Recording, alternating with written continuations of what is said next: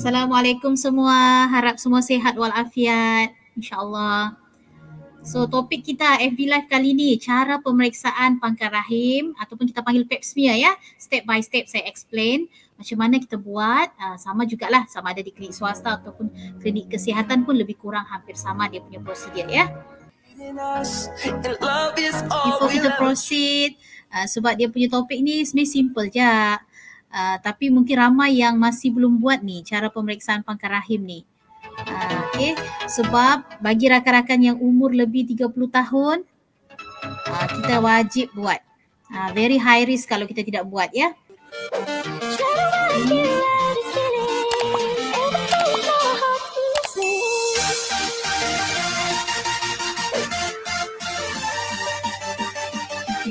So topik kita pada kali ini adalah cara pemeriksaan pangkar rahim ataupun kita panggil pap smear. So kita just proceed. Sebelum tu, let me introduce myself. Hai, Waalaikumsalam, Sis Josie. Thank you for watching. Okay, saya Dr. Nur atau nama sebenarnya saya Dr. Nurbaya. Saya pengasas Nur Mediclinic bersama rakan partner saya. Dan Alhamdulillah saya sudah mempunyai pengalaman lebih 12 tahun dalam bidang perubatan dan kesihatan. Okay, dan saya berkelulusan sarjana muda perubatan dan pembedahan Universiti Melaya. Lama sudahlah. Alright, so saya seorang doktor, usahawan dan juga content creator. Saya memang minat digital and technology, so saya sangat gunakan teknologi untuk sharing knowledge. Alright, so ini adalah Nur Mediclinic. Bagi rakan-rakan yang berada di Tawau, Sabah, kami adalah klinik perubatan swasta ya. Klinik perubatan swasta di mana kami terletak di Batu Tiga Jalan Apas, Tawau, Sabah. Kami adalah klinik mesra wanita lah sebab semua staff, doktornya memang wanita. Sebab saya pun memang sangat suka tentang health, women health, ya, kesihatan wanita. Alright, so kita orang sentiasa membawa nilai profesional, integriti, kerja berpasukan. Kita sangat utamakan pengalaman pelanggan dan juga kualiti dalam perkhidmatan ya. So this is only general education purposes ya. It's not doctor-patient relationship lah. So apa-apa pun kena jumpa doktor masing-masing. So of course certain grafik yang saya tunjukkan ni mungkin ada image-image yang tidak sesuai untuk audience yang lain lah. Tapi tujuan dia untuk pelajaran lah. Okay. Alright. So ini adalah bahagian bahagian kemaluan wanita di mana yang ini kita boleh lihat ini adalah vaginal opening ataupun laluan faraj. So basically bila kita buat pemeriksaan pangkar rahim memang kita akan melalui laluan ni lah. Di atas ni adalah urethral opening ataupun saluran air kencing. So dia bukan sama ya dengan laluan faraj. Okay, di atas ni adalah kelentit lah. Alright. Kalau kita tengok peranakan kita ni, ini wanita kan, kita boleh nampak dia zoom sini. Ini adalah faraj. Laluan kemaluan. Okay. Dan ini adalah pangkar rahim. So bila kita buat pap smear ni nanti, kita akan tengok di sini ni. Kita akan tengoklah daripada laluan faraj ni sampai ke pangkar rahim. So basically kalau uterus tu memang kita tak boleh nampak lah di dalam dia. Dia sampai pangkar rahim saja. Alright. So kalau kita lihat di sini, cervix ataupun nama lain pangkar rahim, dia antara sambungan uterus atau rahim dengan vagina atau faraj lah. Dianggarkan panjang ni dalam 4 cm. Okay. Inilah laluan keluar darah haid. Tempat hasil lendir, cervical mucus. So kalau mucus tu lendir macam pekat, that's why dia akan menghalang sperma lalu di sini. That's why kita pun kena tahu tentang cervical mucus yang melibatkan kesuburan ya. So insyaAllah nanti ada rezeki lain saya akan share yang itu juga. Okay, so ini adalah pangkar rahim kita lah. Kalau kita nampak sebenarnya bila kita buat per speculum tu ataupun pap smear ni, kita akan nampak bentuk bulat macam ni, cervix ni. Ya, and then kalau kita tengok betul-betul dia dari sinilah masuk laluan tu ya. Okay, ini pula adalah pintu pangkar rahim kita ni berbeza ya. Kalau orang yang tidak pernah bersalin, pangkar rahim dia bulat macam ni, macam donat. Tapi kalau orang sudah pernah bersalin, dia akan nampak macam smiley sikit, senyum sikit. Okay, so that's why dia akan boleh kita bezakan jugalah orang tu pernah bersalin atau tidak. Kita boleh tahu. Alright. So ini adalah cara kita buat pemeriksaan pangkar rahim ya. Kalau kita nampak ni, biasanya ibu akan atau wanita akan duduk macam ni lah. Kita kena kangkang sikit ya. And then kita akan masukkan alat ni. Saya ada bawa contoh. Hai sis Simin Rahmat, waalaikumsalam. Okey, dia ada banyak lah. Okey, kalau rakan-rakan boleh tengok sini ya, sekejap ya. Basically kita akan masukkan alat ni pelan-pelan. Kita panggil speculum lah. Kita akan masukkan dalam ni untuk kita boleh tengok pangkar rahim ni. Okey, Sis Ira, sebenarnya biasanya pengalaman, sebab saya pun pernah alami benda ni, dia sebenarnya tidak sakit. Tapi it depends on doktor buat tu macam mana sebenarnya ya. Dia tidak sakit tapi tidak selesa. Normally kalau patient saya sakit, dia bila saya akan cakap dengan patient saya, kalau sakit saya tidak akan teruskan. So normally dia hanya tidak selesa. Ya. Tapi tengoklah cara orang buat macam mana. Kalau dia kasar mungkin sakitlah. Normally pengalaman saya sendiri pernah alami, actually dia tidak sakit but it's not comfortable ya. Okay, boleh nampak yang ni? Sorry, saya besarkan dulu. Okay, so inilah kita panggil speculum lah, ataupun kita panggil biasanya mulut itik. Mulut itik. This one. So inilah yang kita akan masukkan. Alright, this one kita akan masukkan dalam pangkar rahim. So normally kalau di kesihatan, diorang akan gunakan normal saline atau cecair untuk licinkan benda ni. Sebab kalau dia tidak licin ni, ini akan sakit ni masuk dalam kita punya faraj. Ya, so bila kita masukkan pelan-pelan, depends lah, kadang-kadang kita boleh masukkan macam, biasanya kita akan sengetkan dululah, lepas tu kita akan adjust sama ada ke atas atau ke bawah. And then baru kita akan buka perlahan-lahan untuk kita tengok dari sini ni. Okay, kita tengok dari sini untuk tengok dia punya pangkar rahim. Ya, so normally kalau kami di Nur Medical Clinic, kami lebih suka guna disposable. Sebab apa? Pakai buang. Lebih safety kan, lebih selamat. So benda actually sebab dia ada yang besi juga, itu kita kena sterilkan dia betul-betul baru kita boleh guna untuk orang lain. Alright, so kita tidak mau induce infection dengan orang lain. So kita kena make sure dia betul-betul bersih ya. So basically kalau kami di Nur Medical Clinic memang kami akan suka guna yang pakai buang. So ini biasanya kalau macam sebab pemeriksaan pangkar rahim ni kan, dia sebenarnya ada dua jenis ya. Satu yang konvensional. Konvensional ni yang biasa di klinik kesihatan buat, dia memang guna slide. Okay, yang macam ni. Alright, so dia ada guna slide begini. Yang ni ada brush dia dan ada macam kayu dia ni. Inilah yang kita akan guna, lepas kita akan letak dalam slide di dalam ni. Ini adalah kita panggil conventional pap smear. Yang ada juga satu lagi adalah liquid based. Liquid based cytology. This one is more accurate jugalah sebenarnya ya. Kita akan masukkan dalam cecair macam ni dan dia ada brushnya juga. So kalau kami di Nur Medical Clinic, kami lebih prefer guna yang ini. Sebab apa? Berbanding dengan konvensional, berbanding dengan konvensional, yang ini kan selalu unsatisfactory. Maksudnya sampel tu selalu tidak tepat kadang-kadang. Maksudnya kalau ada lendir, ada darah, mereka akan sangat susah untuk baca finding daripada slide ni ya. Jom kita tengok buka ya, kita slide ni. Tapi kalau yang ini most of the time sampai setakat ni kami guna memang sampel tu, spesimen tu 100% satisfactory. Maksudnya tidak ada yang ditolak lah, tidak di-reject dia punya sampel. Sebab kalau di-reject, terpaksa lagi kita buat balik ya. So kesian untuk patient. That's why saya tidak prefer, kalau kami di Nur Medical Clinic, kami tidak guna konvensional. Okay, yang konvensional kan, dia akan guna slide. Alright, dia macam ni lah, kita akan letak nanti sampel tu dalam slide ni. Okay, alright, boleh nampak kan slide tu.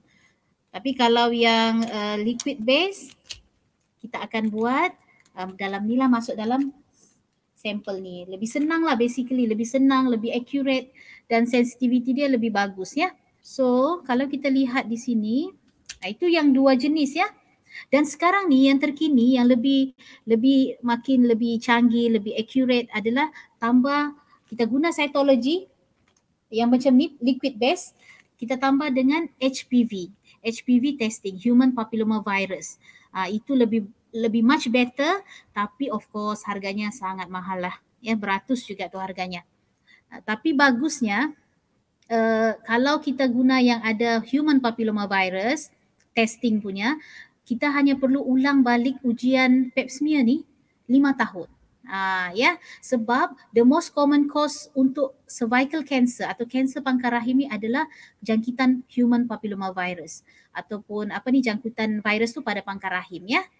Sebab itu sekarang banyak yang anak-anak umur 12 tahun kan, diorang guna diorang ada bagi suntikan untuk elak HPV infection, HPV vaksin lah diorang bagi.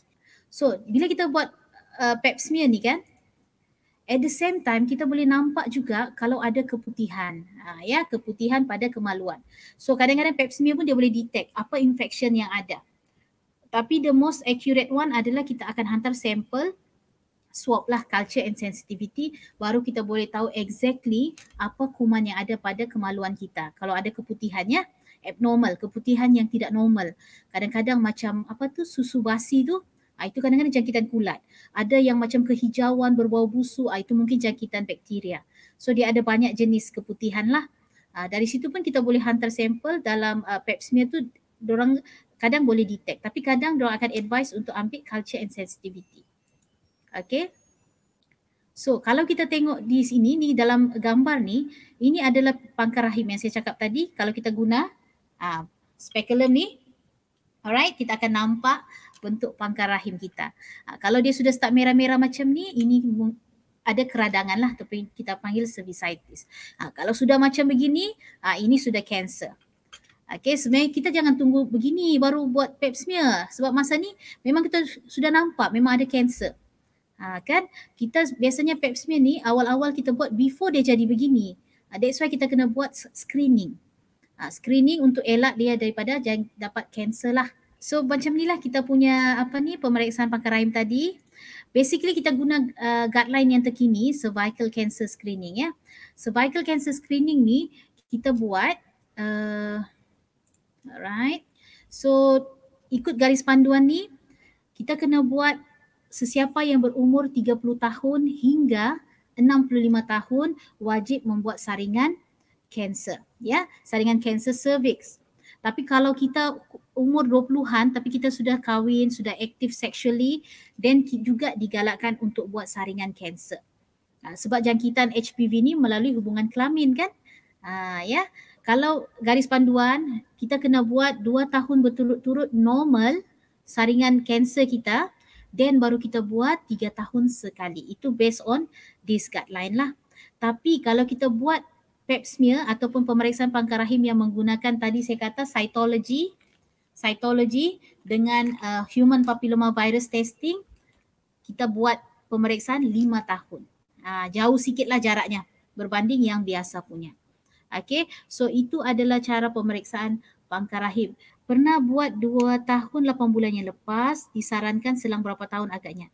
Macam tadi Sis Fatimah, selang kalau 2 tahun berturut-turut, maksudnya tahun ni buat, tahun depan buat, 2 tahun tu normal, baru kita buat 3 tahun sekali. Ini based on this guideline lah. Guideline ni 2019.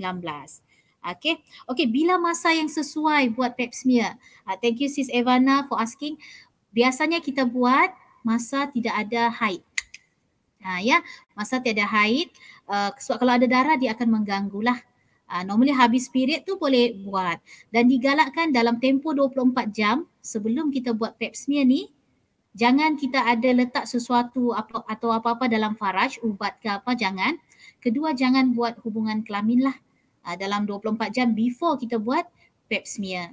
Dan ikut guideline ni juga sebenarnya even pregnant pun boleh buat pap smear based on this guideline lah. Ya. Okay, ada sesiapa lagi mau tanya soalan? Simple saya topik kita kali ini. Dan biasanya kalau di kesihatan kita perlu dapatkan kebenaran ibu dahulu ya, ataupun di klinik pun sama, tanpa kebenaran biasanya kita akan minta verbal consent. Verbal consent ni just kita tanya patient sama ada dia setuju atau tidak untuk buat pemeriksaan pangkar rahim. Kalau patient tidak setuju, pesakit tidak setuju, kita tidak boleh buat lah. Itu kan hak pesakit. Cuma kita kena explain lah, sesiapa yang berumur 30 tahun ke atas yang sudah aktif secara seksual, mesti sudah berkahwin, membuat hubungan, then kena buat saringan kanser. Saringan kanser cervix lah, ataupun kita cakap pemeriksaan pangkar rahim. Okay, Sis Nur Amalina mau buat tapi perasaan takut. Yes, memang. Masa saya dulu pun mula-mula saya rasa takut juga walaupun saya tahu macam mana. Tapi so far yang mungkin doktor yang buat pun dengan saya tu dia pun perlahan-lahan tidak sakit. Cuma dia rasa tidak selesa lah. Of course lah sebab something masuk kan dalam kita punya faraj. Memanglah tidak selesa. Ya. So ada sesiapa yang mau tanya soalan lagi? Sebab dalam pemeriksaan pangkar rahim ni kita akan disaring sebab sebelum kita ada kanser ni dia ada satu kita panggil pra-kanser lah. Pra-kanser yang itulah yang kita ada akan further follow up. Sebab saya ingat pengalaman saya patient saya dia datang sebab pendarahan. Pendarahan yang tidak normal. Maksudnya haid, darah tu macam haid tapi bukan haid. And then even bersama suami pun dia ada pendarahan. So bila kita check pangkar rahim guna mulut itik ni, speculum ni, memang besar sudah dia punya kanser. So masa tu dia sudah stage 4 sudah merebak. That's why sangat-sangat digalakkan kita kena buat saringan. Okay. Dan of course, yes, malu. Betul tu. Bukan saja takut tapi perasaan malu. That's why biasanya kalau kami di klinik, saya memang saya faham sebab saya pun sudah lalui. Biasanya kita akan macam mana biasa saya buat. Okay, saya galakkan bila sesiapa buat pap smear tu pakailah memang kain ya, kain atau skirt panjang kan, gaun panjang, jangan pakai seluar jadi susah nanti. So pakai kain atau baju kurung kan senang sikit. Alright, lepas tu normally kita akan suruh pesakit baring ya, and then kita akan cover dengan kain dulu. Sebab saya tidak akan buka bahagian kita punya area kemaluan selagi saya belum ready standby semua. Jadi kita kena jaga privacy pesakit. Normally saya pun akan minta satu orang saja yang assist saya lah. Untuk elakkan ni kita akan close everything untuk make sure patient tidak malu lah. Ya.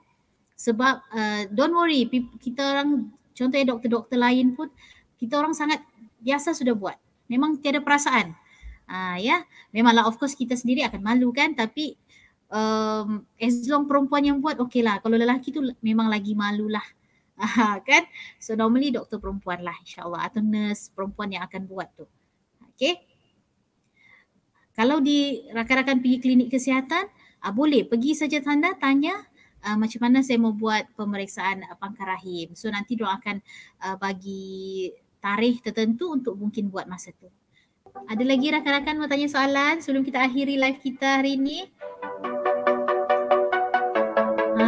Alhamdulillah, terima kasih dah share ilmu hari ini.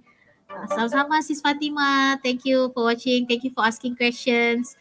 Alhamdulillah. Just for sharing. Sebab kadang-kadang ada orang tidak tahu, takut kan. Kalau di tempat kami insyaAllah privacy rakan-rakan semua, ibu-ibu kita jaga sebaik mungkin ya. Sebab biasa kita kalau wanita ni kita faham apa yang wanita rasa. Malu kita ni lebih tinggi kan. Terima kasih Dr. Pencesan Ernawati. Thank you sis. Okay, ada lagi soalan? Kalau tiada, mungkin kita boleh akhiri live kita hari ini. Kita hanya ambil masa setengah jam untuk sharing ilmu. Sebab ilmu ni kita perlu sampaikan so that ramai yang realise pentingnya pemeriksaan pangkar rahim. Sebab ramai orang bukan dia takut sakit sebenarnya, dia malu sebenarnya. Malu itulah sebenarnya yang punca utama juga. Okay. Di antara umur 30 tahun hingga 65 tahun. Adakah info perkongsian ini bermanfaat? Boleh rakan-rakan komen dulu. Okey, kalau tiada soalan, saya rasa itu saja perkongsian saya kali ini, live kali ini. InsyaAllah kita jumpa lagi nanti. Jangan lupa follow my FB page sebab saya akan share bila lagi next kita punya perkongsian. Ya, so saya sangat galakkan rakan-rakan semua yang joining live ni buat pemeriksaan pangkar rahim. Pergi mana-mana klinik yang kita selesa. Ya, jangan malu sebab yang penting kita sihat dulu. Ya, okey. InsyaAllah. So, kita jumpa lagi pada live akan datang insyaAllah. Assalamualaikum. Bye-bye.